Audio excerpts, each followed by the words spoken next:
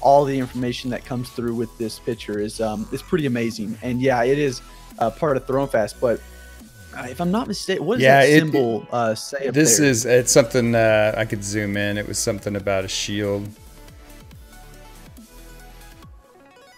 Is it? I don't have zoom in capability. I think it's. Hold on 1 second. I can look it up. So keep going. So you're right, because now I think about it, and the slides that I studied down toward the end, the Elven city is going to have a lot of silver and some like white marble and a lot of tree symbols. So we'll get into that later. So yeah, good call. This is definitely, it says Thornfastian. So this is going to be one of the buildings within, I would think, the city of Thronefast. I always want to say Thorn, but it's Thronefast. Absolutely. And by the way, that symbol at the top right hand corner, so that says "By Shield Defend." So you have a shield there with the Thornfast lion head on top of the shield, and then 2 swords. But I thought it was interesting because the elves are going to have, like, looks like a pet as a, you know, a lion as a pet. But we'll look at that later. Okay, yeah, definitely. Yeah, the lynx, I believe, is how they.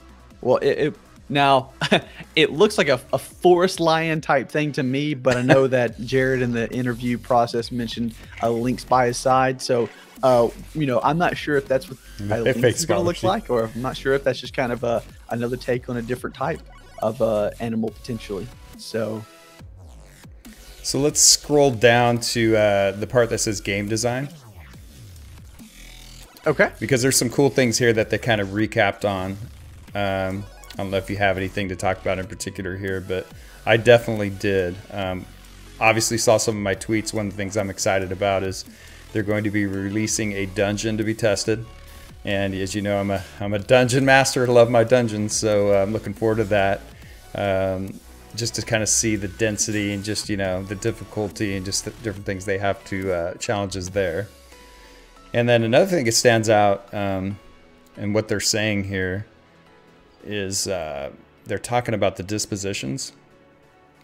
And, you know, they're talking a lot about NPC, AI, you know, the intelligence and how much intelligence should they give him and things like that. So if we want to just talk about dispositions real quick, they're angry, alarmist, pyrophobic, which I think is interesting, predator, sniper, and animal lover. What are your comments on those? Yeah, absolutely. I was the same way. The pyrophobic. As soon as I read that, at first when I first went through reading, for some reason I overlooked it, and then going through, I did a little bit of a discussion last night on it, and the pyrophobic is the one that really threw me off. The angry, I can see that in other MMOs with the rage kind of factor in there. You know, so angry makes sense to me. I get that. Alarmist, hey, I need to go find my buddies and tell them what's going on. You know, I need to alarm people of danger. That makes sense to me. Predator, when I'm thinking of that, I think of something that's going to be actually stalking me, attacking, like looking to be aggressively hunting me down at a time, you know, in some way, shape, or form. And then sniper, you know, staying at range, you know, maybe a mage or some range class of NPC. They're going to try to get away from me and do damage from range at some point, so that, you know, they're in their element. And then again, animal lover makes sense to me as well. If I'm maybe attacking an animal, maybe there's an NPC that happens to enjoy or have a passion for animals and protecting them. You know, it's like the very own Pantheon February. So they're going to come by and, you know, help out the animal or something like that. And then the pyrophobic, again, that's the one that really interests me is, you know, I believe I was talking to Masick last night, and he mentioned that it could be maybe like a fear of light. And I said, I have no idea. To me, it sounds like somebody's going to run up to an NPC with a torch, and they're going to run away. So, you know, I have no idea how that's going to turn out or what that's going to entail, but that one's very interesting to me, the pyrophobic one. Yeah, so it reminds me, the animal lover reminds me of Kanos. Remember that? And you'd wander around. It's not Kanos, Kanos Hills. And you wander around, you got to be really careful out there. Remember killing certain animals out there. There's some NPCs that walk around and they were high level and they would come kill you in a couple shots. Yeah, and then so the pyrophobic, to me, it sounds like anything fire, they're going to be evasive. They might run.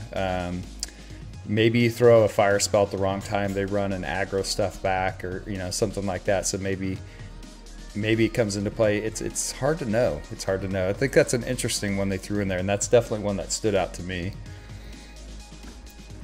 What else in this game design portion did you see? Well, you know, I personally, and I have been a big advocate for healers in Pantheon since coming to Pantheon.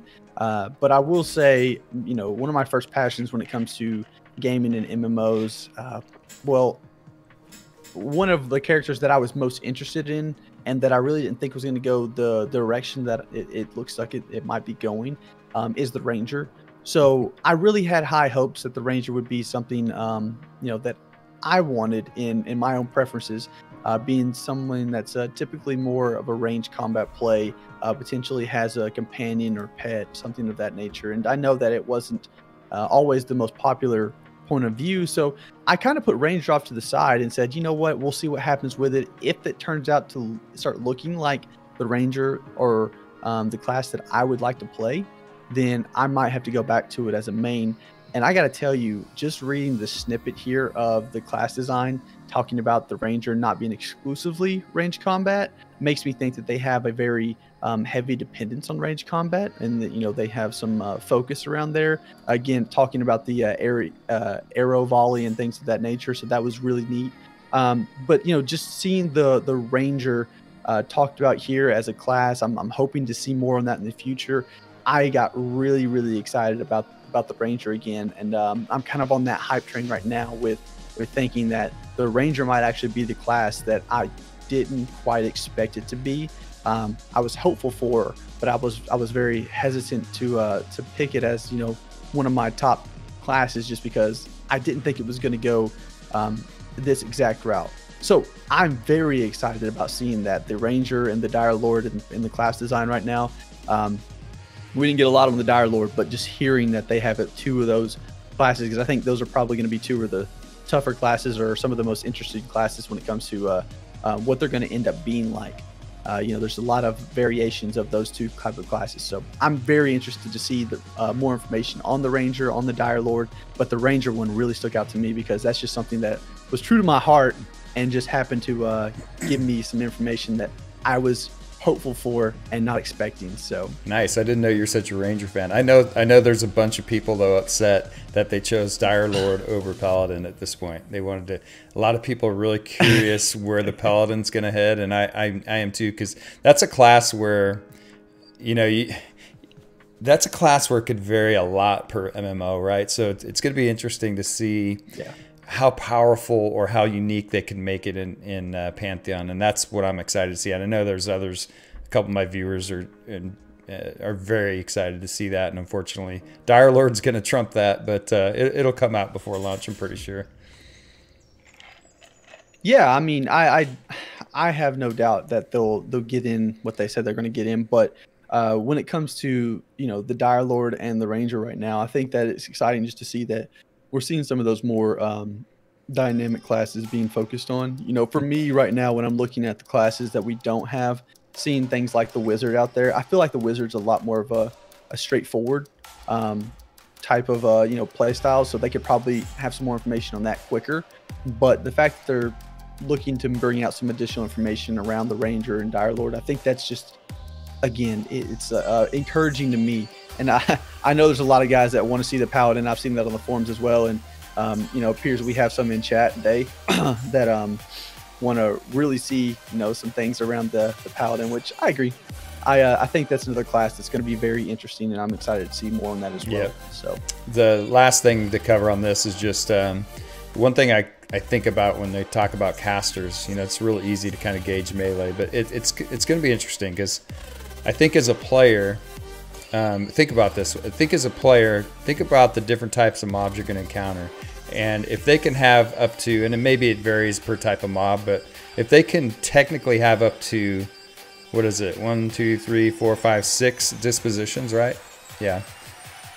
As a player, so you're going to have to identify kind of, is it melee, is it a caster mob? And at the same time, you're going to have to identify, and I know they're going to have signs. They made it kind of clear that you are going to be able, as long as you're, you know, using the Pyye, attuned to the game, you're going to be able to find out which disposition, or approximately which disposition they are.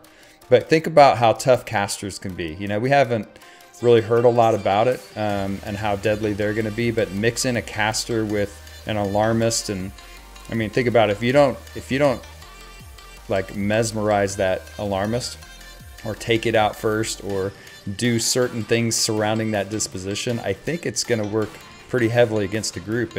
And we already know how aggro is going to work. It's pretty aggressive in this game, which to me is very, very exciting, because more than likely I'm a monk polar, and I like to, or an enchanter, so I like to control the group situation. So there will be mistakes, but I don't know. I just see that, and that's going to be a really powerful thing I think they're working on. It's actually going to be very challenging. You know, those casters, I mean, think about it in EverQuest, right? This is a good example where you have the shamans. Remember the shamans? You'd go into Guck, and you'd have those shamans, and about a quarter of their life left, and you guys don't burn it down, or you don't root it or snare it or something, and what does it do? It gates. It gates on you.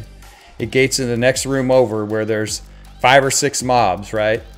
Friendly aggro, here they all come. Now you have 7 mobs coming back in on top of you, and I just remember that was a key to wiping all the time. So those alarmists, I think, are going to act kind of like those shamans did, right?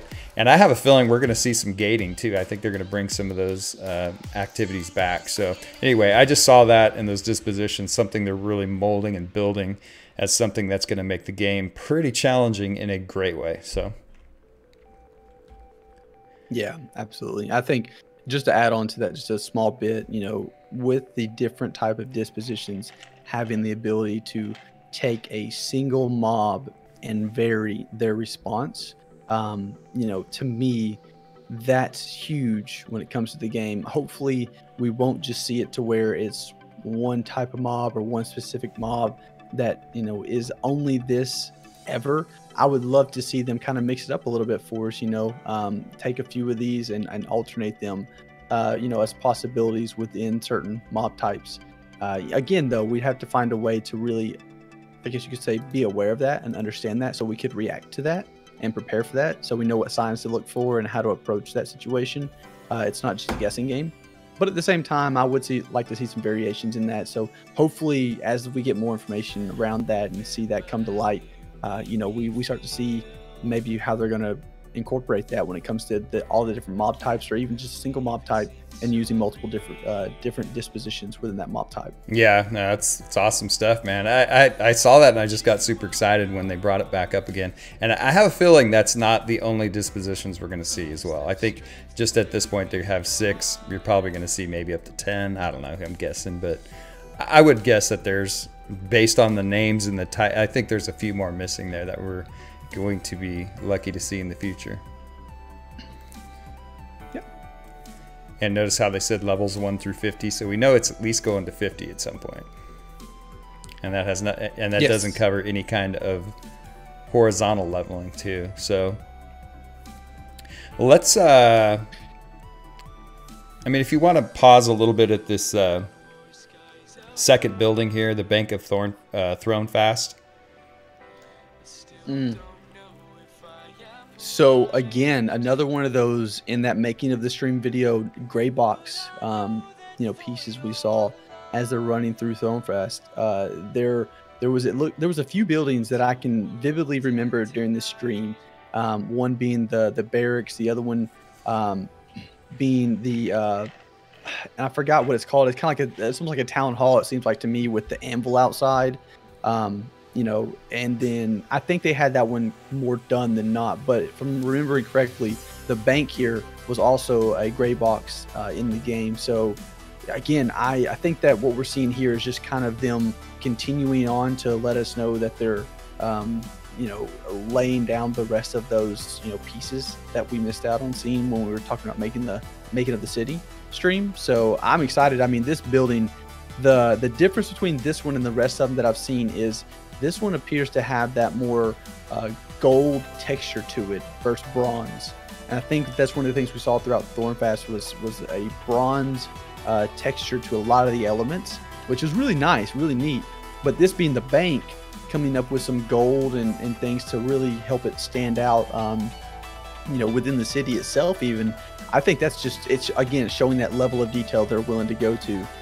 It's pretty amazing, to be honest. Yeah, and they're obviously, this is the one I was thinking of that had the marble. So this is the marble, and then of course the gold trim, to your point, would kind of represent the ritziness of a bank, right? The other thing I'm noticing too is the scale. They don't have a little person down there like they've done in some of their drawings, but I have a feeling this is a pretty tall building.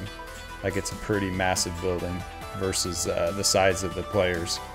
I'm kind of guessing. If I was guessing, looking at this picture, looking at that bottom door, and you see that bottom, what do you call that? Along the wall there, that trim on the wall, the bottom one, that's on the same level as the bottom shield.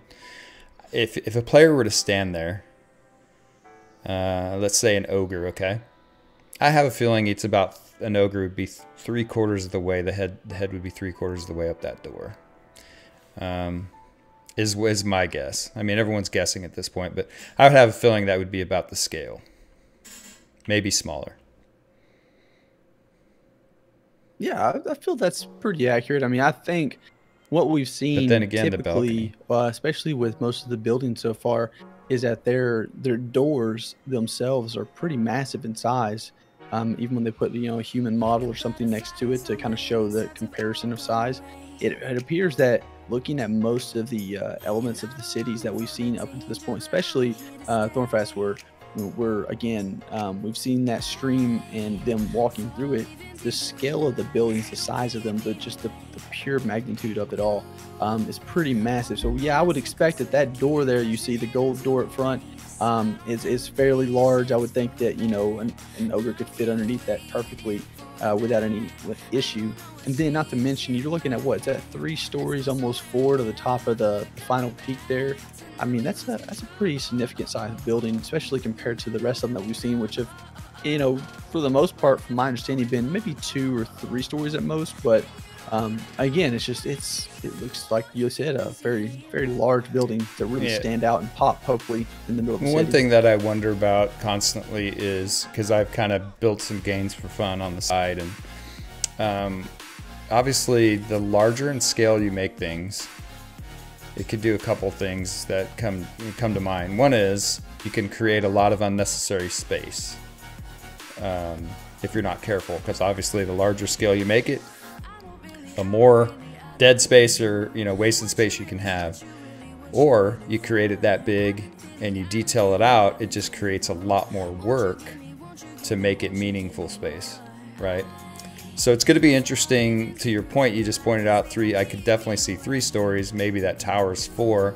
Maybe you can't get up there, but let's say you can. What are they going to do with all that space? It's a bank, right? So you would think that you go in there to exchange your currency and things, but what else are they going to do with 3 stories of, with detail in between all that? It's just, I'm curious about stuff like that, and especially when you look at the huge scale of Thronefast.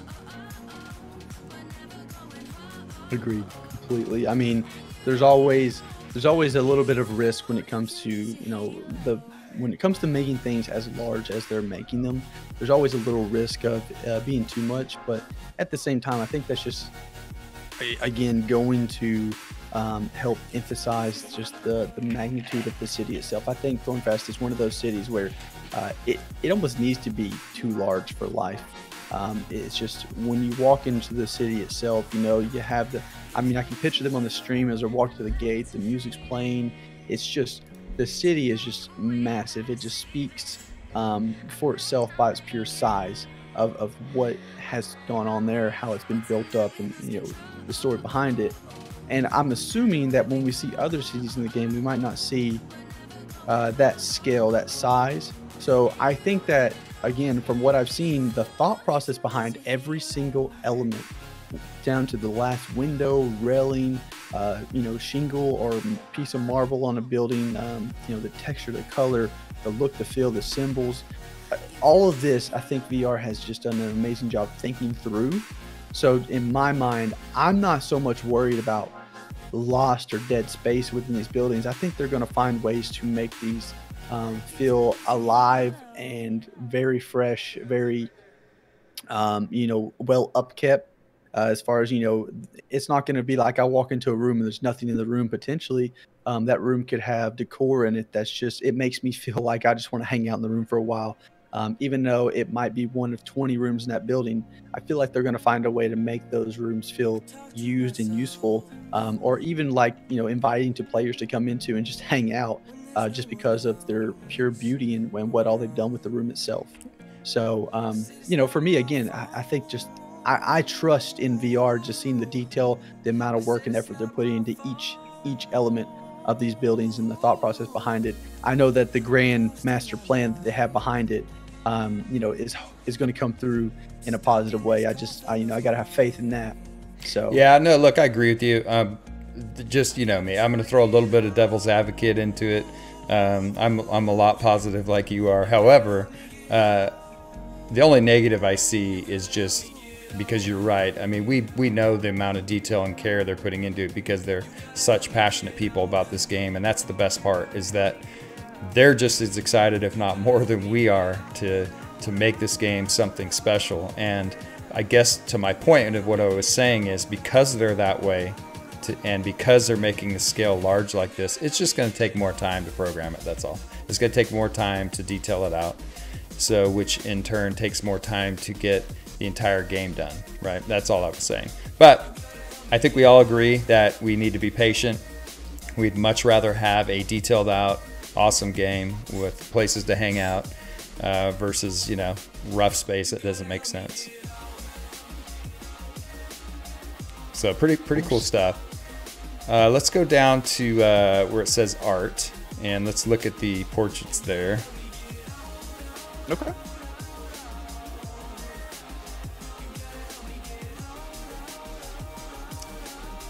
So to me, it's, they got the female caricature here. Looks like feathers in the hair. You've got, this is definitely elven in nature, correct? I believe this is actually it is halfling with the feathers. Well, I'm over 2 tonight. Yeah, this is halfling with the feathers, you're right. And you can tell by the height, too. But this isn't a halfling that we've necessarily seen in this detail before.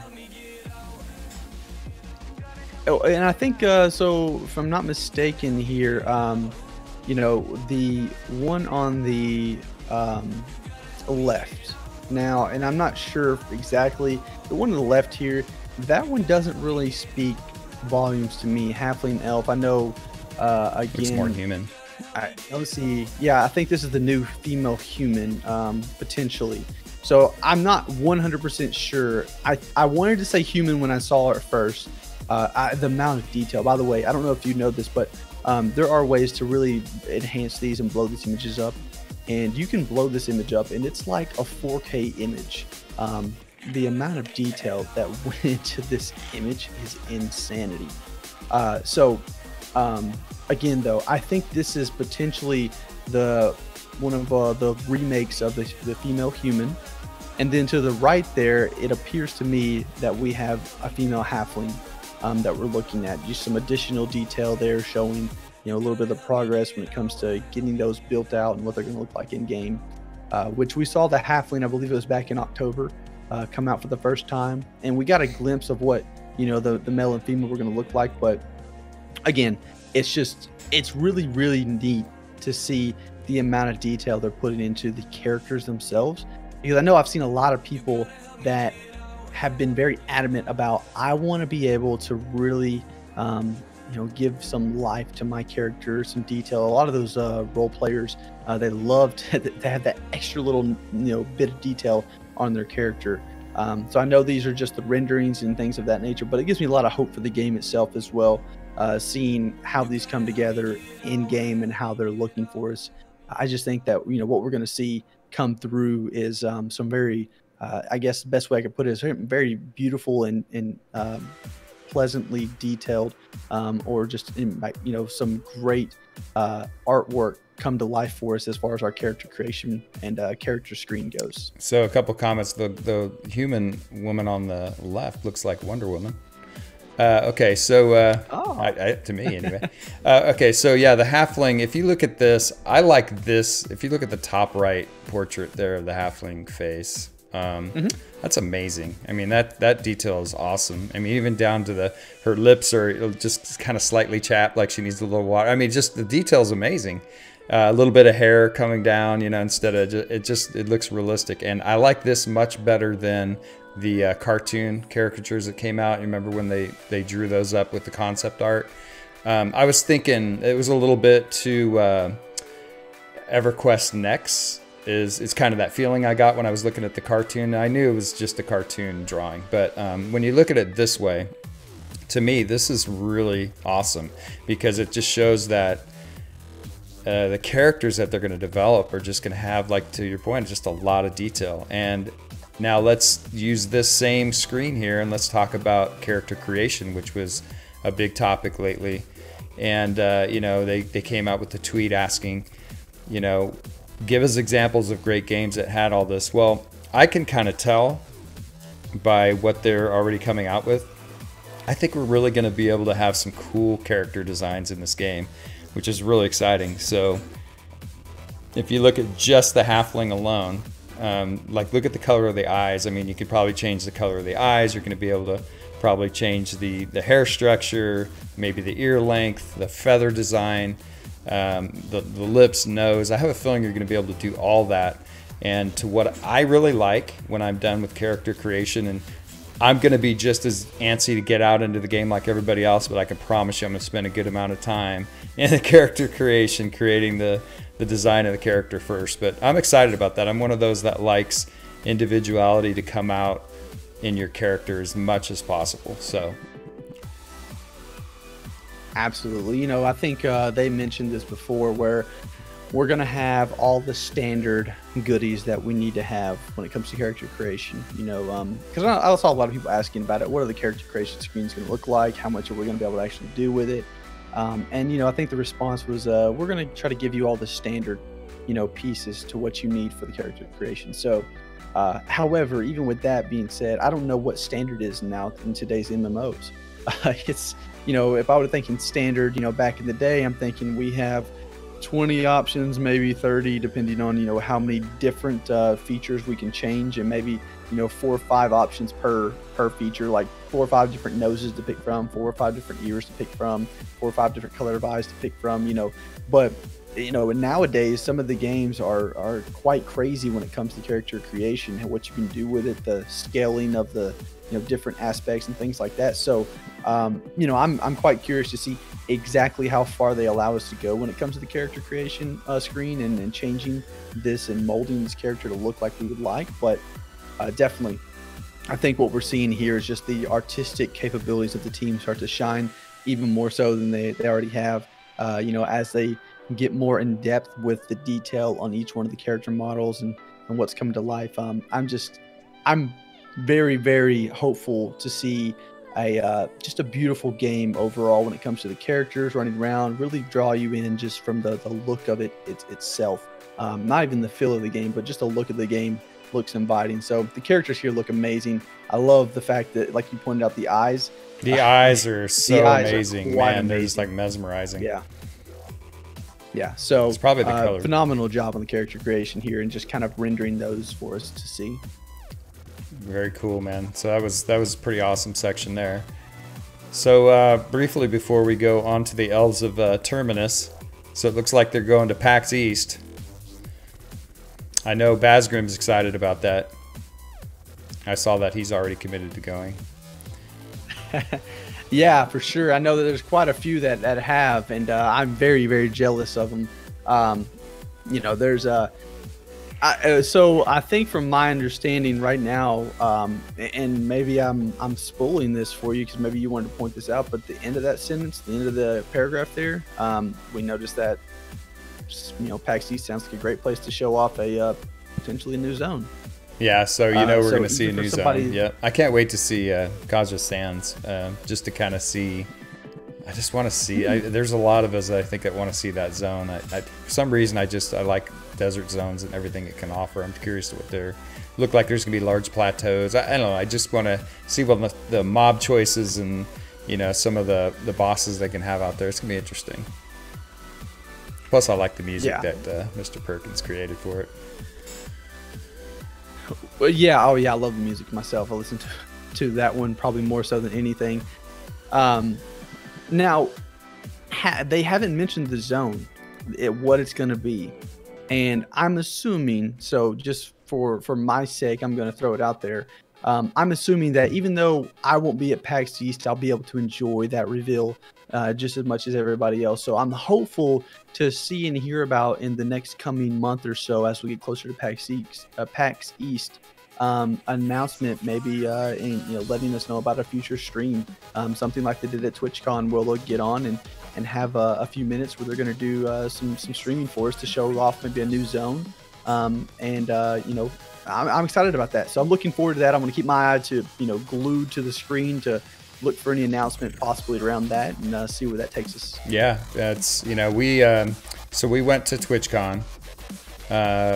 Really excited, and we actually bought tickets to TwitchCon. I say we, my wife and I, before Pantheon announced that they were even going there. So that was like a cherry on top. When they said, hey, by the way, we're going to TwitchCon, we were like, man, that's awesome. So we went to PAX South, and that's in San Antonio, so it's not that far from where we live. So we ended up going there, and I gotta be honest, I like TwitchCon a lot more than PAX. It's just completely different. So without getting into the variances of why, but obviously we're streamers too, so it probably fit in better with TwitchCon.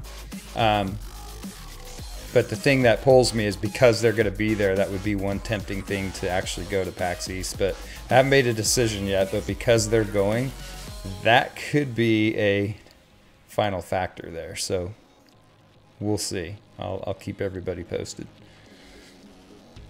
You ready to move into... I think the guys... Yeah, I think the guys are going to have a good time. Oh, yeah. For sure. It's just, I'm jealous of them.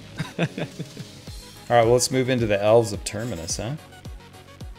Absolutely. So, just kind of my opening comments on this. One of the things that stands out without having to read a lot of details is these elves are going to be different than pretty much all MMOs, right? In EverQuest, they were separated. Distinguishing like visual facts in between them. With this in particular, they're going to have different types of beliefs, or maybe different things that have affected their culture, but they're going to be living in harmony together, and not necessarily in the woods, but close to the woods, as we heard. They're going to have, if we go down, scroll down to the emblems here, they're going to have various different colors representing each. So, you're going to have the ember and the ashen, which I saw an interesting thing down below. I can't wait to get there. I kind of thought in my mind, okay, what is an ember elf and what is an ashen elf, right? As opposed to a ranger and a wizard, or a ranger and maybe a caster, okay? If there is such a thing. I think so, because I saw a picture down below. But so it's interesting. One of the things that points out is there's a couple things in their art and their culture. One is the tree, right? I believe they call it the Lucent tree, Lucent. Right. And then they also have in their design, so it's the tree and the triangle, right? So the triangle, I've wrote that down somewhere. It's a symbol, let's see. It has to do with the divine. And I have it written down somewhere. But you're going to see a lot of triangular and points in their design, along with a lot of silver. Once we get into the architecture here, you're going to see a lot of that coming into play, which is interesting. So you're going to see a lot of silver, which, it looks like it's going to be another beautiful city. So what are your comments on these banners here? Yeah, so first off, when I was reading through the lore, I remember reading about the elves and talking about how they have this more or less tree it's a very sacred symbol to them. And I unfortunately I haven't read the lore for the elves here in the last week, and I am trying to understand and get through it and really retain all of that information. But with that, I do know that there was kind of a reincarnation of that tree, that sacred tree to them, kind of like that holy tree, 3 times. And according to what we're reading here, they're able to incorporate that within the drawing. We have kind of the tree. See the red and green logos we have here? We have the tree, and then below the tree, you'll see 3 seeds as you drop down in tiers, representing the 3 kind of lives of that tree. As it's been almost destroyed and then kind of I guess I won't say reincarnated, but it's been rebirthed or regrown, over time. So really, that is a beautiful symbol. At first, when I saw it, I thought, oh, that's really neat. And then reading through here a little bit lower down the page, I really got the information of why that looks that way. So again, it was really, really neat. But I think that's part of what's so cool about these images that we continue to see on the banners and things like that is they're taking the lore of the game, really the story, and making sure that it's incorporated within every single detail of the art. So I thought that speaks volumes for hopefully just the immersion factor when we're in the game and enjoying being a part of this elven city or the human city or any other race for that matter, that we're really going to feel like it connects, everything flows correctly. There's nothing that stands out as that just doesn't make sense to us. And I think just seeing that the small details are going into, even with just that thought process, is pretty neat and unique, hopefully, or not hopefully, but unique to the game from what I've seen at least. So yeah, I love it. I think that it just the fact that we have the Ashen and the Ember elves themselves, kind of living in one domain. They talked about different elves of past games, and I think they made mention to, what was it, the Dark Elf, Wood Elf, High Elf, things like that. We in the past, for me, I've never looked at an elf and said, I want to play an elf in this game. And they've been in every single MMO, for existence. I mean, it's just, that's kind of one of those races that you just can't have a high fantasy MMO without having some sort of elf involved at some time. It seems like they're loved by just so many, you just can't do it, even when it comes to stories and things like that. But they've always been kind of the same. It's always been repeats or just very, very slightly offsets of the elf itself. And this, for the first time, was explained to me in a way as I'm reading through the information here that Forrest, Jared, and Justin are talking through when it comes to the elf and of Pantheon and how they come together and what they're feeling like. And I don't know, maybe I'm not a lore guy, so maybe it's just me, but in the past I've never been really one to look into the lore or care. So I've never cared to play an elf because everybody else does.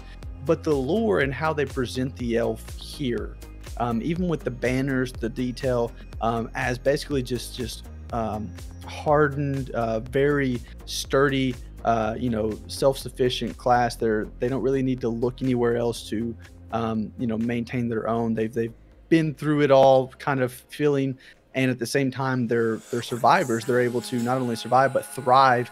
And their architecture and things that they put together, as far as their city goes, and their banners here and everything that comes together, is just vibrant with detail and I guess you could say understanding of who they are.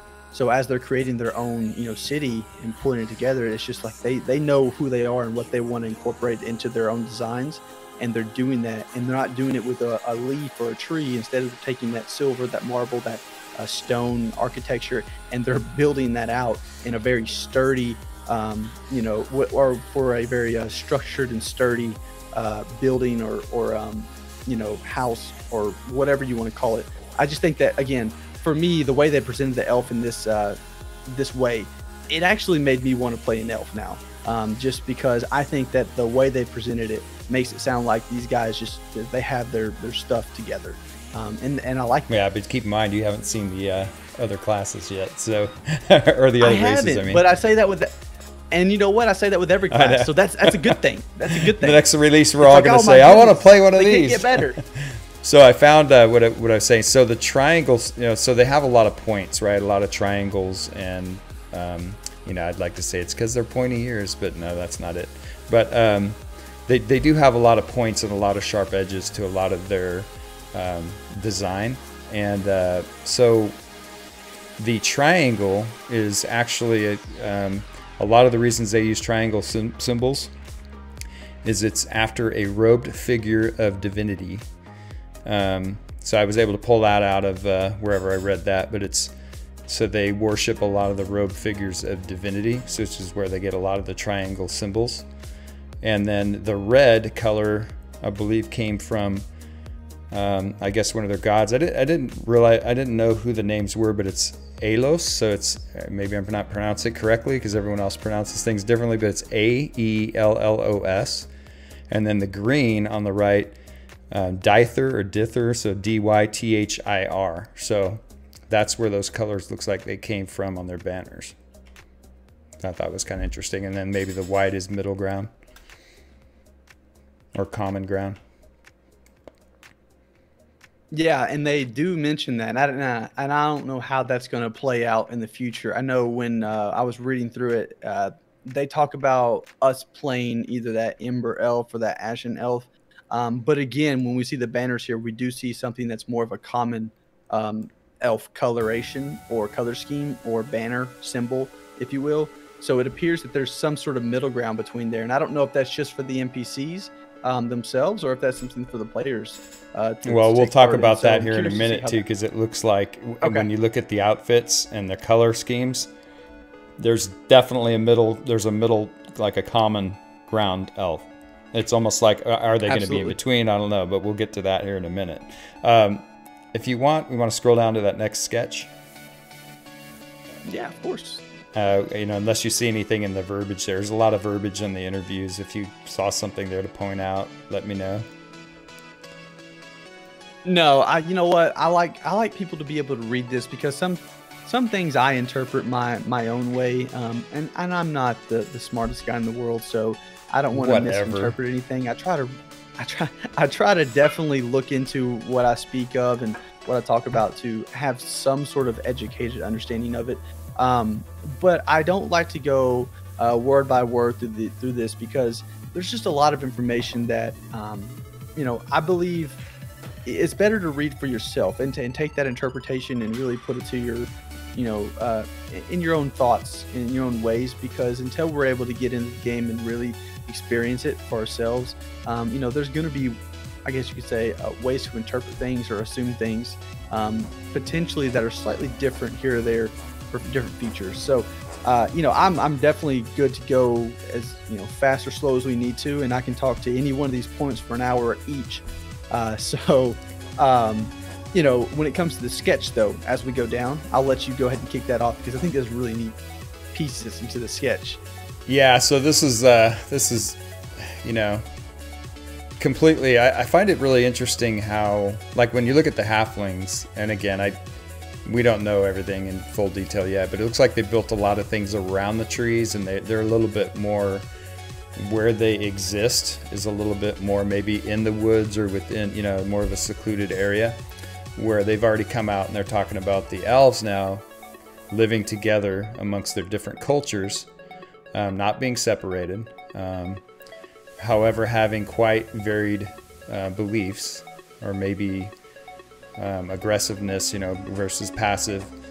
But when you look at this architecture here, it's very intricate. Again, you're going to see a lot of points. I guess this is basically a black and white scale, but again, you're going to see some common ground with the symbol of the tree, the lucent tree. You're going to see the same triangular points that kind of go back to the robe figure of the divinity. So you're going to see they're really good about, and then if you look at like the detail on the railing, right? It's not where, if you look at like Thrown Fast or some of the railings you saw at the bank, they have pretty much straight up and down, pretty much standard railing, even though it's fancy and it might be made of, with gold or brass trim. This is a little more woven. Even the shingles are, everything's just a little more woven, kind of like roots, since they symbolize the tree. So I'm seeing a lot of, like, if you look at the railing at the bottom right, it almost looks like tree roots, right? So they definitely worship the tree, and it's showing big time in, their architecture here. I like it. I actually really like it. It reminds me, and I know I shouldn't say it, but it does remind me of like some kind of upgraded wood elf type of architecture. I could easily see that being in a, like a tree area, and but then again, I could see it being freestanding next to the forest, kind of like they said. And if you look at the, looks like the shingles up at the top there, those look like leaves. You could even say that one, it's not true, but if you look at the windows at the upper right there, that one looks like a little spider on the left, like coming down out of a web. But yeah, so I mean, I really like the design, but the one thing that stood out, I think I already pointed it out, was the fact that they have a lot of curvy lines and a lot of symbolism in the tree, their culture there. So it's really coming out and screaming out loud in their architecture. What do you see? Yeah, absolutely. And I think I was trying to point this out earlier. I don't know if I did a good job about it or not, but again, taking that nature theme and really making it something that's going to be even more long lasting, more sturdy. Again, by looking at the shingles, you look at that leaf shape, but they're made out of stone. So they're able to take the root kind of feel, the branch feel, the vines, if you will, and they're able to make these and architect these out of stone, and create structures that are more sturdy, more steadfast, that are gonna survive a lot more and endure a lot more. And that's kind of speaking to their background, their history, their lore as well. They how you say this? They kind of have they worship nature in a way, yet they are more of stone and hardened. They are a very well-defined, race in their own right. So they feel, in my mind, they're able to take this nature theme and put it into a way that, I don't know, it makes it feel a little unique to me, because I've always thought of, and I won't say elves as being more the wood elf type. I've always just, in my mind, I've always had a vision of that, elf being more in the woods, in a tree somewhere, something like that. And they do mention there's some elves that will potentially be in trees, but they may have a very solid structure, set in that place. But I've always just had this vision of them being more like a wood elf in my mind, in any fantasy for the most part. But I mean, here, I feel like, so we had the Lord of the Rings is a good example, I guess. Lord of the Rings, where you have, these elves that are in this magnificent city, and they have mithril, armor and things like that. I mean, again, it's very nature vibe when you go into the city. And you're looking at it, but then you see all the silver, you see the mithril, you see the stone, the structures. It's just, it's beautiful, but you never lose that connection to nature, which I think, that feeling of it, that way of going about it, is probably the best way you could do. I think that, these are elves that have, they hold themselves to a quote unquote higher standard, and they're showing that they're here to be here for an extended amount of time. They're not just building a building that can be taken down very quickly. They're building a building with detail, love, and they're also building it with passion. And they're making it so that it's not going to be a quick hit. It'll sustain. It'll hold fast to whatever it may endure. And that's again speaking to their lore and their history. So I love it. Yeah, it's to me, though, it definitely screams that they're of nature, right? So they're definitely going to be about nature, and so it's going to be interesting to see how that plays out into the game and how it affects a lot of the characters within the game, no matter what class you're playing. So also anxious to see what their starting areas are going to be like and some of the surrounding zones. It's going to be really cool, I think. Now you speak of wow, my language tonight is sorry, we know what you mean. We speak the same language. It's painful. So we spoke earlier to the scale of Thornfast and Thornfast, and I wanted to point out, and here we do have a little silhouette of a person. That's a good call. Yeah, just talking about right here. I will say they're not skipping out on any scaling when it comes to the elves. It appears. They're going to have some magnificent size when it comes to the buildings and scale, it looks like, as well. Really, hopefully it's just going to even bring out some of the beauty in the architecture that they put in place for us. Well, I know this isn't exactly to scale, because if you look at the size of the character versus the stairs that it had to go up, it would need like a grappling hook to get up there. So, you know, I would think they probably put the character there to show the scale, but I would have to imagine they would downscale the stairs a little bit more. I have a feeling that the reason they put the silhouette there is to show you exactly what the average character height is going to be, to give you a scale of the building. But just wanted to point out the stairs need to be downscaled. They got to jump. They're climbing. All right. So let's. Anything else? You want to move down to? No. We can move down to the next one where you actually see it come to life a little bit more with color. That's what I wanted to do. Perfect. Just, you know. Okay. Go ahead and start this one off. Yeah, of course. I mean, again, you know, when we're So looking much at the other sketch we had there, now we're looking at this detail come to life a little bit more as they put together the color schemes and things like that. So, you know, when we're looking at that green that stands out, and then the stone structure, you know, with that kind of white contrast, I personally love the color that they have here. That teal, greenish color that they use for the roof and for the windows even. I'm hoping that comes out in the game just as much as it did the pictures they have here. I absolutely, I mean, for my wife, I know that that's her favorite color is teal. So I'll have to, you know, run into the city and just let her run around for an hour or two looking at the buildings if they come out looking like this. So for me, you know, it's just, again, it speaks volumes to what we're looking at. But I will say on the top left-hand corner, one of the things I did notice, and for me, this stood out, was we have these two different colorations. We have that teal color, and then we have that kind of like the deeper red color. And I'm curious to see if we do have a difference when we're in the game between the Ashen and Ember Elf being the color of their houses. I think you will see it. Structure of the building. I think you will, at least in the banners. So, well, and even for this looks like it's speaking to maybe the shingle of the roof, that leaf pattern. So I'm very curious to see how that turns out, because I think if we have the contrast of the red or the kind of like that burnt red and the teal color, that leafy teal, I think we have those in the city and we're running around and we can see the contrast. I think that's going to be pretty beautiful. So, you know, I'm excited to see how that turns out and how that looks in the future. Yeah, this is, so once you see it in color like this and detailed out, and of course they fixed the stairs. Thank you guys. I already knew that was coming. But, so it just looks amazing. Yeah, I agree with you. It just looks like the rest of the architecture. Can you imagine a city kind of built with this kind of detail in this way?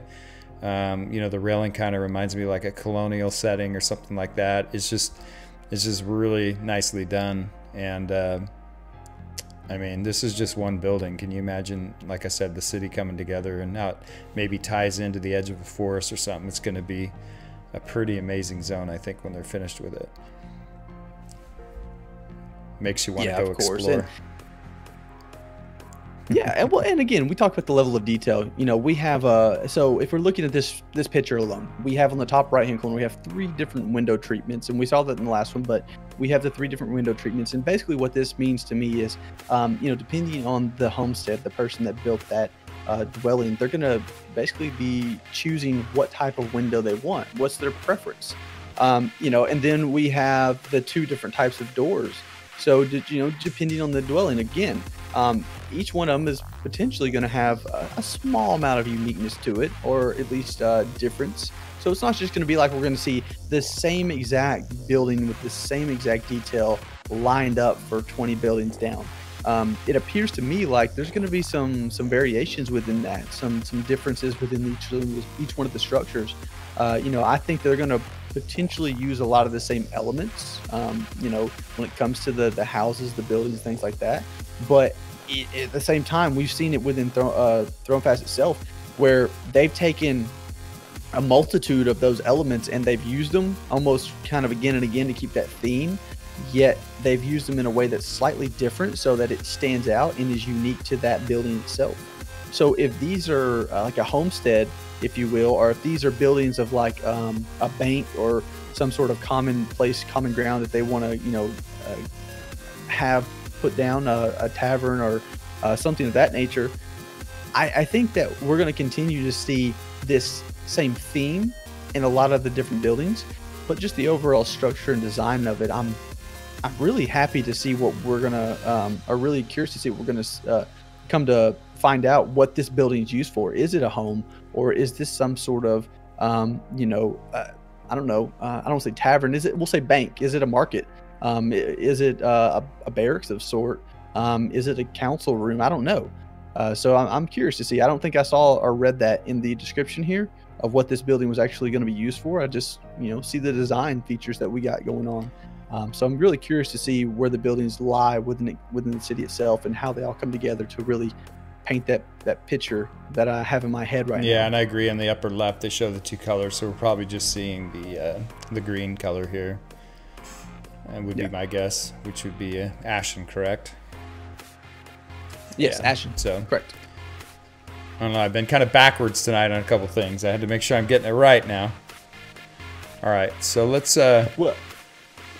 Well, and to be fair, I don't want everybody to think that you're giving you. I don't want anybody to give you a hard time on being backwards because. No, I'm talking about the halfling. I because of the feather. I did call out the feathers. So, but this was I had elves on the mind, kind of thing. So, but you could tell even by the height of the character that it's definitely a halfling. But anyway. Well, and I was just going to say the amount of information that was in this newsletter. It's even within 24 hours. It's a lot to process, and it's. I know that you're like me. I get so excited about reading it that some of the details I don't connect the dots immediately. So I have to go and I have to reread it a few times, or I have to go back and look at some of the lore. And I'm still looking into the lore myself. I'm still studying and trying to understand the lore in more detail. And that's new to me. That's completely new to me. So I'm in the same boat in a lot of these aspects where I'm learning as we go. And I think that it's just so refreshing to have a game that's drawn me in like that. Because we haven't, or at least I haven't in the past, been drawn to that. So there's a lot of information in this newsletter, but there's also a lot of information that you kind of have to have as a precursor to this. They talk about the history, the lore, because it's so relevant in everything they do artistically. The lore of this game is it's pretty crazy in depth, and how Justin put it together this painting this world. If you're reading the lore on the website, how he's painting this world that we see is phenomenal. I wish that they would just put it in a book and just let me put it on like an audio book and let me listen to it on the way to work and way back home every day, because I'm absolutely loving trying to read and understand the lore at this point in time. But it's complicated. There's a lot in there. Yeah, it's a tough read. I read it over a couple times now, and I find myself having to reread the same paragraph. Just okay, what are they saying? It could be a tough read. Like I know some people probably pick up on it quicker, but I have to sit there and like literally read it over again just to make sure I'm understanding it correctly, because you don't want your mind to go off in some crazy direction where it's completely wrong. So. And looking, if you scroll down to the next image and then the part under where it says Chris, to your point, I was just reading that as you called it out too. It's imperative that the lore drives the art process.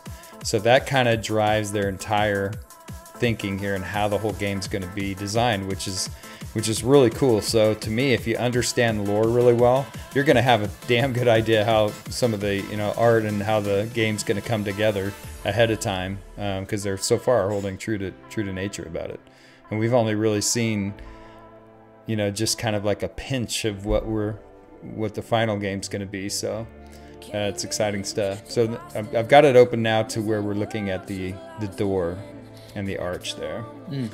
So pretty much the same thing.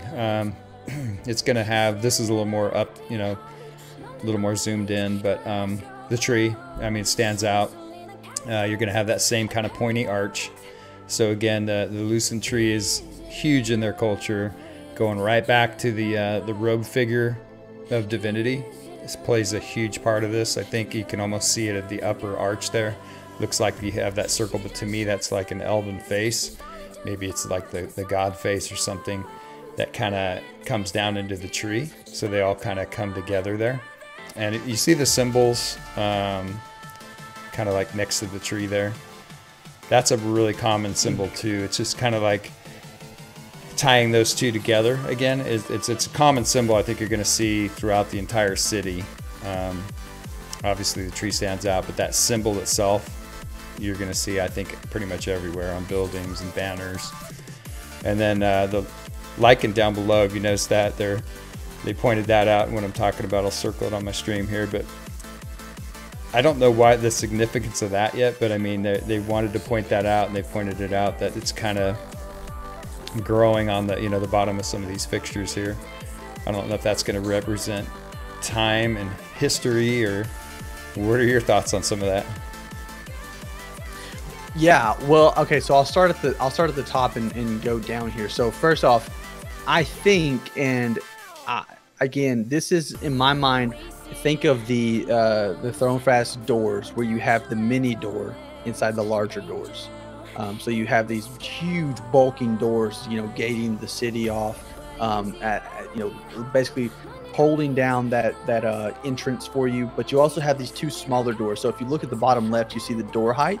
You see the two doors in the middle there, and then you see the org height that's about 3/4 of the way up, as we talked about earlier, which most doors appear to be fairly large in size when it comes to Terminus. So this means to me that these doors is pretty massive door overall. Just looking at it to that scale. Not as big as Thronefast though, for sure. Much not smaller. As big as Thronefast, no. Definitely not as big, but the detail and the silver and the beauty of it is great. Now at the very top, for me, I believe what we're looking at the very, very top of the arch here is a seed. A seed seems to be very prevalent, or redundant in the lore and the artwork that we see within the elves themselves, and that seed is again coming from their tree, their lucent tree. The seed of their lucent tree. It's kind of the heartbeat, if I understand it correctly. And again, I'm trying to understand the lore. The elves are one of the ones that I want to understand more on. I've got to get better at this lore piece, because it really helps us talk and speak to what we're looking at. But I know that the tree itself and the seed has been taken and planted and replanted 3 times now, and so we've got that tree, but I think that we're seeing the seed at the top of it, kind of representing, the lucent tree. And then again, you see their symbols, the common elf symbol, if you will, on the door frame there. I'm assuming this is meaning that once you walk in, you're within the elf domain, but then we'll see where it breaks off into Ember, Ashen as we're in there. Maybe different buildings are representing, the different type of elf. But yeah, just the overall, the silver, the stone that's coming out in this door, the size of it overall, the two small doors in the bottom there, for me, means that this door is going to be closed primarily. And I don't know if it's ever going to open, but it's going to be closed, and we're going to enter and exit through those smaller doors. But the scale of it, the size of it is pretty, it's pretty overwhelming to think of all the detail, as you pointed out, the moss or the little bits of texture details going on in the bottom right hand corner and bottom left hand corner, where they've got that, it's kind of growing up around it. I'm just honestly, I'm excited to see this actually in the game and see how that just flows into the rest of the environment around where things are growing and living around it. They said they're kind of on the edge of a forest there, so I'm wondering what that forest is going to look like. This is kind of a reddish color, reddish tint. I don't know if that has any significance whatsoever, but I'm very, very excited to see what the rest of the surrounding environment looks like when it comes to the Elven City. And this door, I think, just kind of is a statement itself. Yeah, so a couple of things you pointed out, and I wanted to be clear about, because I didn't quite, when I was looking at this, I guess I'm not seeing I see them now. I see two small doors there, and if you look at the left here, it's talking about door height, which would make sense that those are 2 doors. So if that is in fact the case, I think the width of those doors, though, don't make sense. I think it needs to be a little wider. But if you just look at the size of the ogre, right? Because the ogre was pretty burly beast. He's going to have a hard time getting through there, but maybe he's not intended to. But if that's the case, then this is certainly a large door, and it would indicate off to the left there. It says door height, so maybe that is true. So, and if you see here where it says org height, so the org, I'm just pointing out on my stream that the head of the ogre would be here, and yeah, so that would be a pretty massive door. Like I said, I think it would have to be a little wider, but. And then if you look at we're going back to what looks like the shield symbol on the doors here. There's 2 of them. So what I see here is the top part being the lucent tree connected to the bottom. You notice how one's an upside down triangle, one's a regular triangle. I still think that is, the bottom one is the robed figure of divinity, which they keep talking about too. So I think the 2 come together there in that symbol. That's what I see out of that whole thing. Of course, yeah. Yeah, ogre no like elves, so you're right about that. So yeah, so that's going to be interesting if those are actually 2 mini doors there, which would make sense, because I guess that's how they've done the other ones too, but working with the scale of things.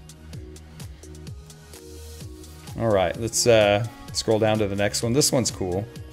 So this one to me just screams, this one screams a lot of detail. I mean, these are to me outer walls of like the city, right?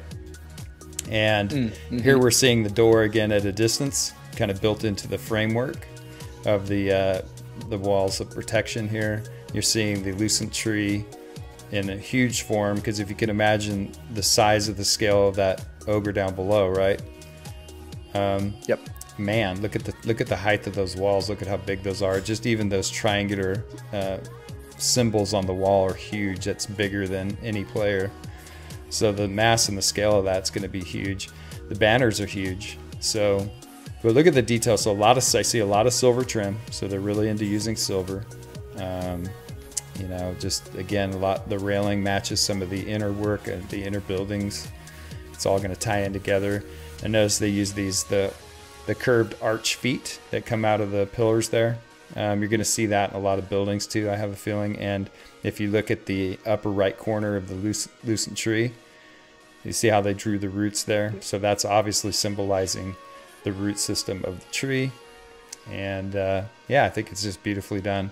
I think it's going to be, I also picture this on the sun setting or the sunrise, or when, you know, when the sun's just right, you're going to see a lot of shimmering and a lot of sheen at a distance, you know, almost like kind of like a metallic sparkle, which I think would be really cool if that's the case, just to kind of show off some of that silver. Yeah, so what do you think? Yeah, so let me just go ahead and dive into this picture, because this is one of the pictures that helps us really understand the scale. Like we saw a minute ago, the door itself was pretty massive. We had the 2 smaller doors, and we saw how large the doors itself, the smaller doors even being, you know, quite large, quite taller than the ogre themselves. However, when I'm looking at this, one of the things that stood out to me was not only the you said kind of the roots of the structure there coming off the wall, but I'm looking at the bottom right hand corner, and I thought this is really neat, and I'm very curious. Again, I don't know if these big doors will ever open, yet I see in the bottom corner, and it might be hard for you to see, it shows how the doors would swing inwards when opened, the large doors themselves. So I'm very curious to see how that happens within the game. And I know, if I'm not mistaken, we talked about it within Thronefast itself, you know, those larger doors maybe being open at some point in time, but primarily being closed. I'm really curious to see what causes these doors to open or close, if they do at all. Having just the thought that these doors will swing inward, and making sure that that's labeled and understood, I'm very curious to understand if there's thought behind that of ever opening these doors, or what that really means for us as players. You know, will we see something that triggers these doors to open? Will they be open, or will they be closed permanently or primarily? I would assume closed primarily, and I would assume that if they do become opened, it's maybe because of certain event or something that is occurring within the game itself that's causing the Elven City to open the doors, you know, and feel more accepting, inviting to those, you know, outside the gates there. So I don't know. I'm just again, I'm very happy to see even the thought process of how will the doors open. You know, if we ever want to open them, how is that going to look? And they've got it right here in front of us. You know, they're going to be opening inward. So again, I just think that's it's something, just that little bit of detail. It's really neat. Looking forward to see how that goes. But I love the silver. I'm a huge fan of silver. I love the silver. I love the stone look. It's bright. It's vibrant. It screams to me just light and life going on within the city walls itself. So really, really curious to see how this looks when we're in the game and coming up to the door and, you know, going into the city. It appears as walkway on the top there that maybe some players can be on, walking around. You might see NPCs walking, you know, doing patrols up there or something like that as you're running up to the gate itself. Just, I don't know, I'm getting a lot of great images of what this might look like in game for me as I'm, you know, running around and experiencing this for the first time. So really excited about that. The thing, a couple things I wanted to point out too is when you go to scale, right? So if you look at the railing at top, right? So they have railing there. What is it? Is it safety railing? Is it just strictly design? But here's how I look at it. So usually walls like this are built to defend, right?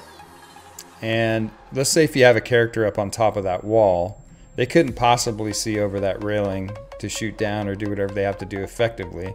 You'd almost have to shoot through it, which I guess you could, or do something through the railing. Because if you think about, if you go back to the doors, right? You pointed out those two little doors here, and the ogre's only come up 3/4 of the way through that, so you can see the scale. Put it down to the ground here. Now put that same image up on top of the wall. You can see that railing's pretty much coming to their head level there, right? So anyway, I'm just curious about that, if that's actually going to be adjusted, if that's the way it is. Just curious. That's more of a curiosity thing. And then secondly, so I sent, go ahead. Well, and I know that it's kind of hard for some to see the detail. I sent you a link there in Discord. Could you click on that for me? I want to see if that works for you. Well, it wouldn't, because I have you tied to the camera. What are you trying to point out? Oh, okay. So do you, in the, let's see here. Or just point out what you're saying, and I can. I'm gonna give you a link to help you blow up the picture so people can see it a little better on your stream. Or if you want to, that is. I don't know if you wanted to have the ability to zoom in or not. I know, sorry, I'm running rogue here on the show, guys. I was able to do it. Okay. Y'all see it better, right? What are your comments? Okay, no, I was just saying, so when you're talking about the size of the doors there, when looking at the stream, it was a little hard to see just the detail, how big. Yeah, but do you see what I'm saying as far as the height of those rails versus the height of the doors down below? So I'm just more curious, you know, when it's all said and done, how that's going to end up working out. Because it does say railing even on top. So it's railing, and usually it's obviously not hand railing. I'm going to call that face railing at this point. One thing I'm curious about, though, obviously they're using a lot of silver, right? So how does silver, I don't remember silver tying into their lore. Maybe you might know, but you know, I think about, okay, so does that mean they're going to have a lot of mines close by, like some caverns or things like that? I mean, they're not really known for miners. Maybe they are in this game. I don't know. Maybe that ties in with some of the dwarves, and maybe that's something they're going to also represent, you know, waiting to be seen. But there's got to be a way for them to access this silver, right? It just doesn't happen naturally. So, or, you know, I mean, unless it's immediately surrounding the area is my point. So it'll be interesting to see how that plays in the game as well, in their surrounding areas. And you look at crafting and things like that, maybe that's kind of the general area you need to go get a lot of that stuff. I don't know. Yeah, and I'm not sure. I don't think I've seen that as being a standout or something that's been mentioned, you know, in any detail. But I do notice that just based off of it, looks like their structures, stone and silver, seem to be kind of the core theme for the Elven City, which is really, I love that look. Yeah, I'm nice. A huge fan of silver, you know, textures or platinum. So I'm excited about that. But yeah, I'm not sure as far as the lore goes myself either. I'll be curious to see how that all falls into place, though. All right, I'm going to go back to the other now. Thanks for sending that. Okay. No problem. Yeah, we're doing okay on time. We got about 10 minutes technically. We can go a little bit over, I guess, but we're almost to the end. So let's just talk briefly about this next set of buildings here. Again, I'm seeing a lot of really cool concept art, a lot of, you know, like temple-like pictures, you know, like a lot of the, I don't want to say church and symbol, but, you know, they use a lot of points, right? A lot of things with apexes, and I think that has to do with a lot of their culture. You see a lot of columns here with a lot of detail, with the, looks like it roots again at the bottom, so you're going to see that tie in with even like columns like this with the, you know, it just looks like, again, stone and silver. And there you see the shield again, and you see the height. Now they show another height at the door here. You see that at the bottom right. That's the elf height in relation to the door. So I'm not sure. Is that the tower door looks like next door, or we don't know what that is, I guess. Well, actually, yeah. So if we're looking at this tower, when I first looked at it, I thought, oh, that's a pretty good tower, but I didn't understand the size and scale of it at first. Like you pointed out, the door there. So if you look at the tower at the bottom of the, you see there's two doors. There's one on the first level, then there's one like the next level up as well. So it's kind of like a little balcony on the second level there, and then you have another door.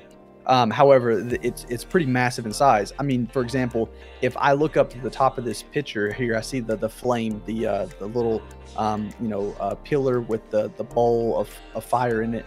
Now, if you were able to zoom in on that tower, in the middle of the tower, it looks like the pillar up there is actually where that. Yeah. So in the middle, you see right actually here. The flame itself sitting there. So as far as like an elf pillar goes, you is right standing here. up there. I mean, you're going to be standing up there, and that's a pretty good sized tower to be standing at the top. Yeah, and of. that elf is the same height as that pillar. So to give you kind of see what I mean about the railing, I think the railing was off on that other picture, but anyway, I could be wrong. Yeah, so I think this is a pretty massive structure. It's very tall. That's cool. I'm not sure again how tall this is going to be in the game, but based off the scaling that I'm seeing here, it's going to be very noticeable overall. You know, and again, just the silver bowl with the heat or the fire in it. I'm very curious to see how this goes. I think they mentioned here. So if you scroll in on the text. It mentions that this is containing a cold flame that gives light. The light alone for no heat occupies it. So this flame that we see here, that you actually see, is a cold flame, which is, again, I don't know the history of that. I've got to maybe look into the lore a little bit more on my end. But that to me is quite interesting to hear that this flame has no heat to it.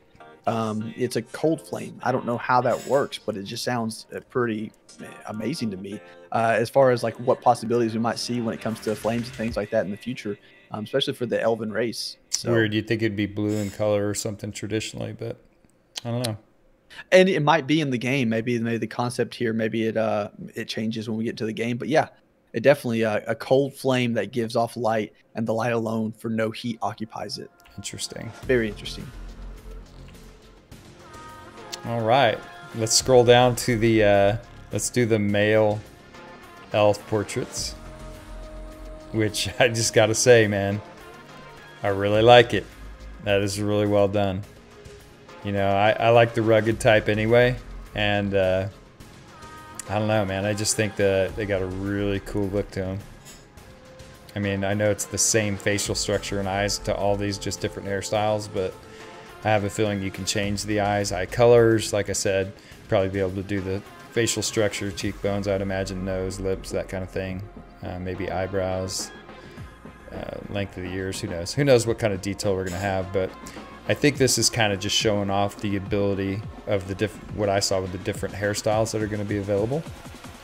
And you know, I'm kind of fond of the bald one on the left. But anyway, so but I don't know, man. It just looks really good. And I think these are. It's not going to just be our only 6 options. I have a feeling there's going to be quite a few more. But no, it screams to me that they're rugged. They're going to be, you know, if I had to guess just by looks alone, this would probably be the Ember elf. But again, maybe it's going to be available for both the Ashen and the Ember. I don't know. I just think the Ember has a little bit more of an attitude. You know, just a little bit more of a purpose, like aggressive purpose, where the Ashen will be a little bit more, you know, in solitude and a little bit more passive. So anyway, what are your thoughts on this? Yeah, well, and I will say, so for me, I think that basically the picture screams to me confidence. You know, Yeah, when don't I fuck look with at me. the picture, I like the fact that we're not seeing, and I know I might be a little odd here, but I like the fact that we're not seeing a lot of mohawks and Yeah. spiked hair or something like that. This actually looks and feels like it belongs in the game. Like it would be realistic to the races, you know, themselves, and I love you that know, comment. it doesn't. Yeah, it actually seems like it fits. It's supposed to be there, not like it's a video game, you know, and they're just throwing some hair on a model itself. So I like that this feels and looks like, to me, a unique aspect. I do also, I gotta admit, I'm a huge fan of a little facial hair, and not a lot. I mean, I don't need a crazy beard. I don't need a dwarven beard that comes down to my waist. I like the fact that they've got kind of the rugged, you know, kind of after shadow look going on here. It to me, I'm probably gonna go with something like that. If I make an elf, which I'm very fond of, I'll probably look to make it something like myself. I like to make it look and feel as if I'm in the game myself. So looking for a little after shadow there, you know, playing with the hair. Maybe I'll have to grow my hair out, who knows, you know, to fit in, so that way I can look like I my own don't see a character. goatee there. I'm a little disappointed. Well, you know, and I don't know if we see all the facial, No, probably not. you know, constraints there, but I like the fact that we have something a little different than just their standard crazy beard or no beard at all. So yeah, I think they did a phenomenal job on the look here. I don't think that it's going to be limited to one, whether Ember or Ashen, but I do think that you know, the picture, as you said, the look this elf's face gives off is definitely that one of confidence. And I don't know, you know, if we can label that to any one particular type, but I do think the elven race overall, it's a very good picture, very good look and feel for them. The ears are distinct, the hair looks great. The face, you know, again, looks confident. They don't need anybody to help them out. They've got it. They can handle themselves just fine. You know, so again, I love the artwork here. I think it's really well done. But yeah, I mean, for me, that's it. I mean, they've done a really great job, and every one of them up until this point that we've seen, and I'm assuming we're going to continue to see, all the races are just, every single time, as we mentioned earlier, they come out with a new race, it's like, oh, I got to play that now. You know, they just do such a phenomenal job. It's so exciting to see what they come out with each time. Well, let's scroll down. Let's look at the ladies. Okay. So, you know, here again, if you compare the two, the male portraits above definitely had a purpose to him, right? To me, I mean, we could be reading way into this, but to me, that top portrait screamed, "Don't screw with me." The guy had a purpose. You know, he's probably deadly in combat. He just looked like, you know, had a purpose. If you look at the portraits of the women here, well, the same woman, I guess. To me, it's a little bit more of about intelligence, like, you know, they have a deep understanding almost. And again, I'm saying maybe Ashen, right? But even though they're similar, to me, they're a little different. Maybe it's because one's male and female, you know, the male's being aggressive, female's not. I don't know. But I just see a complete difference in, I love the look. I still love the hairstyles and, you know, just the look of to me, this screams elf. I just think they've done a wonderful job with how they look. But again, I might be reading into the Ember Ashen thing, but I don't know. I can kind of see it just by pure looks alone. So it's really good. No, again, they did a great job showing, again, that confidence, that you know, I guess you could say the feeling of, I can handle myself just fine. And they have this, you know, presence about them. When I think of an elf, you know, I think of someone who is just, again, they've got themselves in a place that they are not looking to need help. You know, they're very self-sufficient, and they're very confident about their abilities and capabilities. So, you know, I completely agree. I think that they've done a phenomenal job again with the hair, just making that come to life for us. And I believe as we scroll down a little bit, we'll see a little bit more color and detail with that. But I'm excited to see all the different features and capabilities we're able to do, as far as like how we're able to change, the ears a little bit, the eyes a little bit, the nose, the mouth, whatever we're able to do or not.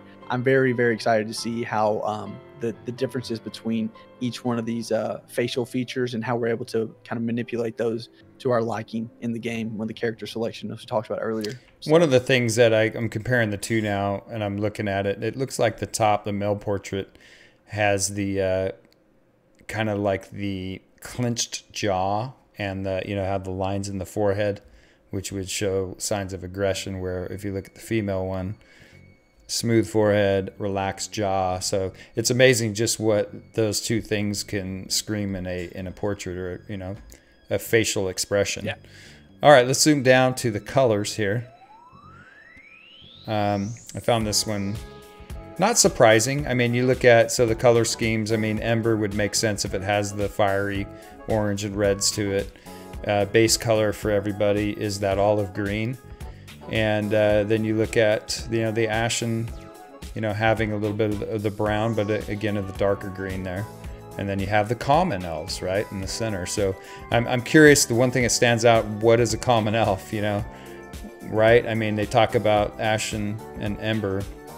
What is a common? Is that going to be the individual beliefs? And they tend to lean toward those colors because they're a little bit torn in between both. Maybe like their spiritual beliefs, or who knows.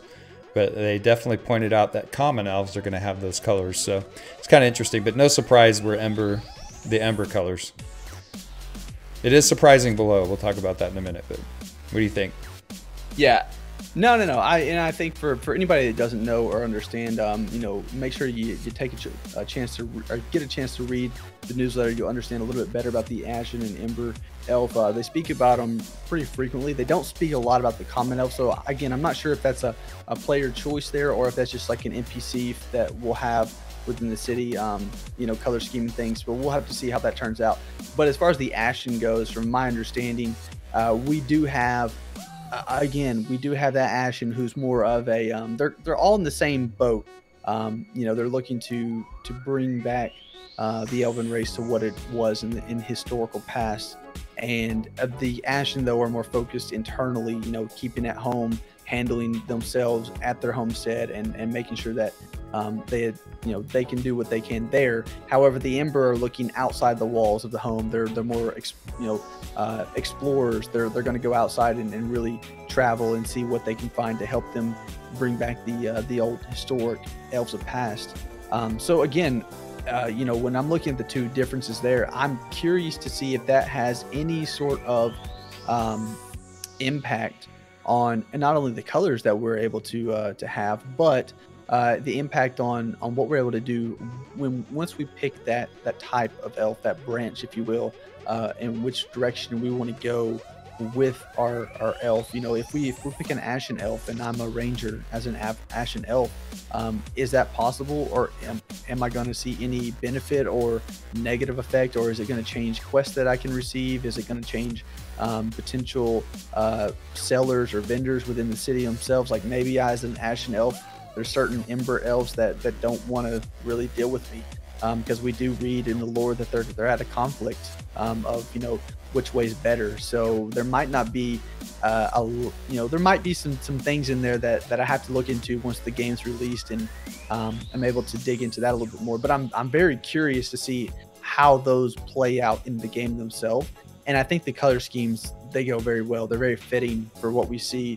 I was kind of shocked, to be honest with you, with the Ember elf as being somebody that goes out and explores and is really more out there, in the world, looking about, seeing what's going on. I was a little bit, I guess, intrigued by the color palette, just for the simple fact of I do think that they are the more aggressive, so the red and orange do fit. However, they are out in the woods exploring. They are out there trying to. Okay. On that note, let's scroll down to the image down here, the last image here. Okay. Yeah. So yeah, I have to chime in because I've been waiting all night to talk about this. I saw this and I went, Wow. So you clearly have the Ember on the left. Okay. And there's the pet again, or whatever we're going to call it. Looks like a lion to me. And then you have the Ashen on the right here.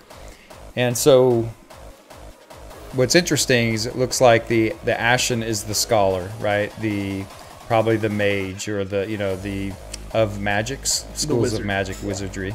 And then you have the Ember, which is going to be the more combat, the more physical combatant, you know, the ranger, maybe dual swords, those kind of things. So I don't know why, but in my mind it makes sense now. But when I first saw this, I always associate that Ember color or the fire color with, you know, kind of flip-flopped here. But in seeing it now, and then everything we've kind of read through, and of course they spell it out for you with the spell book and the scrolls and everything. But it's really cool how it all ties in. And yeah, thoughts? Yeah, so again, to depict the elf class here, we have the male elf wizard on the right hand side here, you know, showing that ashen look to him, that teal with the brown. And then on the left here we have the female elf ranger with the bow on the back. And if you notice, if you can zoom in closer, they have, you know, she has a ferret in her left hand that she's kind of holding up. Jared speaks to that a little bit up at the top. And then he also speaks to a lynx. Now this, again, I'm right there with you. It looks something of a forest lion, if you will, which is really cool looking.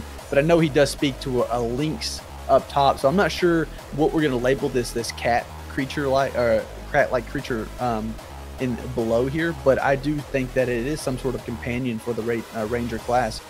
So I'm really curious to see how this all comes together. And you know, again, for the color schemes, I think they're pretty. I don't want to say beautiful, but I think the palette that they have here is really it stands out. It makes an impression when you first see them. The one thing, again, I'm not sure about, and I'm very curious to see how it all comes together. Will this color palette, will this identity that I have as an elf, if I pick Ember and I'm going through the game as I get gear, will this gear be responsive to that particular type of branch that I follow?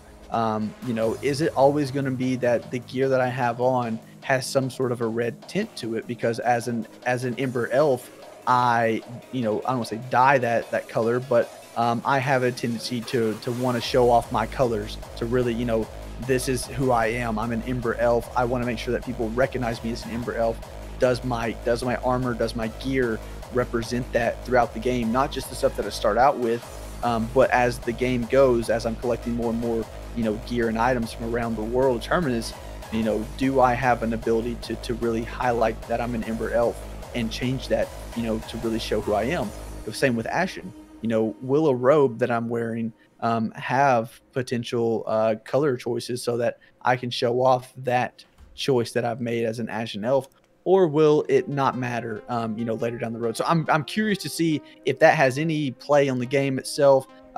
Who knows? I might be looking into that farther than I should. But at the same time, I do think that, you know, the way they've gone here with the male elf wizard, you know, showing the scrolls, which are pretty amazing. And if you zoom in on the eyes of the male elf, he actually has these two lines, almost kind of like a tattoo of symbols coming down from his eyes. Can't quite see it, which are really kind of cool. That extra detail going into the facial features makes me think that maybe even not just the facial hair is something that we'll be able to look into. Maybe there's something with you know, a tattoo of sort on the face. I don't know how that's gonna turn out, but I'm curious to see if that's something that we're allowed to in the game, you know, go with as well. So here, let me I've got it. I got it zoomed in, if that's what you're sending. Yeah, I can give you something that allow you to actually zoom.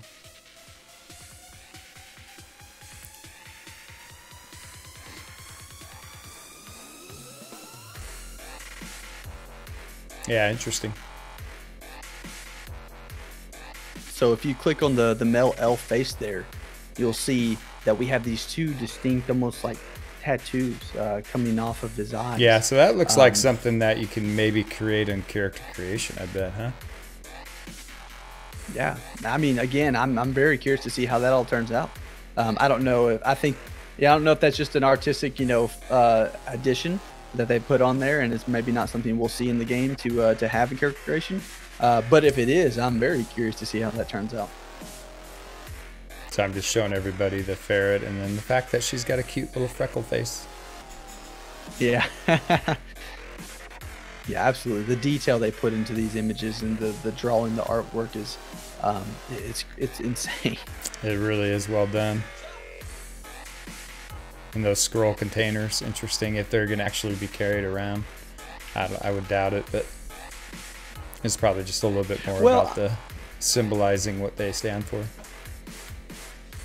Well, not only that, I mean, yeah, let's just think about that. If we're able to have some sort of items that give us that presence of a scroll almost floating around us at times, things like that, I think that's neat. I mean, I don't want too much of it because I think it can maybe get a little crazy if you go too far with it.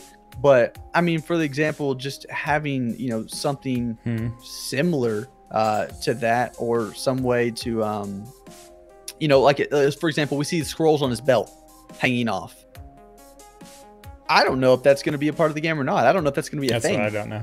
When we get into the game. So I think I'm not looking into it too much. I do too, but I like that. I think it looks great. I don't know if we can get some in-game cosmetics that show something of that nature, but it looks great to me. Maybe the more advanced the skill is, the special the skill, they'll have like a hue to it or something. Kind of gives individuality to your hard work. That'd be cool. Yeah. But yeah, really, really great artwork here. Well, all right, my man. We are a little bit past, but I think we covered quite a bit tonight. It's always a fun time with you. I know this was kind of an impromptu thing. I literally asked Saicred, was it yesterday evening or something? I'm like, since the newsletter was out and it was all hyped up, I'm like, man, let's just do it. Let's throw this together and geek out about it. And so thanks for making this come together. You give a lot of great insight. I love your passion to it. It's always great talking to you. And for someone who says they're not intelligent, you're full of crap. So you definitely have a very intelligent insight to a lot of this, it's great listening to you. And I know a lot of people share the same belief. So any closing comments, Saicred, before we cut out? Anything exciting in your world or anything in your streaming you want to talk about? Or I'll just say this: exciting in my world. Right now, exciting in my world has been purely Pantheon. This is it's phenomenal to see what they're doing with the game and how it's going and bringing it all together. I'm, like we mentioned earlier, every time they release a new race, it's like I want to play that one more than I did the last one, because it's new, it's exciting, but they do everything so well with so much detail, so much passion, so much love and care, and it shows. It just comes out. So I'm truly even more excited now than I was a year and a half ago when I came across Pantheon for the first time. And to see that excitement, that childlike excitement that I have continue to build as we get closer to, this game coming to life and release, is something that I've not had ever, honestly, in any game. So I'm just full of passion and excitement for Pantheon and what they're doing. I'm extremely happy to have come across this, and the community here that we have, on your stream, on mine, and in the forums and things like that. It's pretty amazing to get to meet and hang out with people that we have. So I'm blown away by the overall experience so far. As of right now, hey, you'll be looking to find me on an elf. Maybe maybe with the next race release, we'll see what happens. Who knows? But again, I'm overly excited about what's going on within the community itself. I do want to make a little point here to throw something out. I don't know if you've been aware, if anybody else has been aware, but there is something that I'm trying to help promote, which I think is a really neat idea, and it's the Pantheon Radio. I know Pantheon VR sent out a tweet the other day about it. The guys just opened it up, so if you haven't checked it out, it's pretty neat. The guys are putting together a 24/7 station for Pantheon fans to listen to. They also broadcast a lot of streams and content over there, podcast type content. So it's really something that's neat that a few of us are trying to really help promote going forward, and I'm looking forward to that continuing to grow as something the Pantheon community can really look forward to. So just wanted to throw a little plug out for them, because I think they did a really fantastic job in putting that together. Very cool. I'll have to look at how it's set up, and I know you were having your woes last night on the technical side of it, but definitely, yeah. I think that's a great call out, and it's as you know, I plan on streaming this quite aggressively, so I'd love to see how that works and tie it into some of our future streams. And everyone else, it's a big community. I mean, there's a lot of people planning on promoting and streaming. I think when it's all said and done, when the game goes live, the community is going to be absolutely huge and full of excitement, full of great people, like-minded people at that. So it's good for everybody involved. I love the people that I've met. It's a great thing, and hopefully the viewers had a good time tonight of us geeking out and just kind of sharing this newsletter. Obviously, there's a lot more to this newsletter. I encourage everybody to kind of go read it through and kind of come up with your own interpretations. Obviously, ours are not going to be 100% accurate, but they're just strictly opinions on what we're seeing and what kind of lore we've read and things like that. So anyway, Saicred, hey, much appreciated. Like I said, thanks for pulling this together on short notice and joining. And with that, I just want to say goodbye to everybody, and we will catch you very soon. Thanks again, Saicred. Yep. Thanks, guys.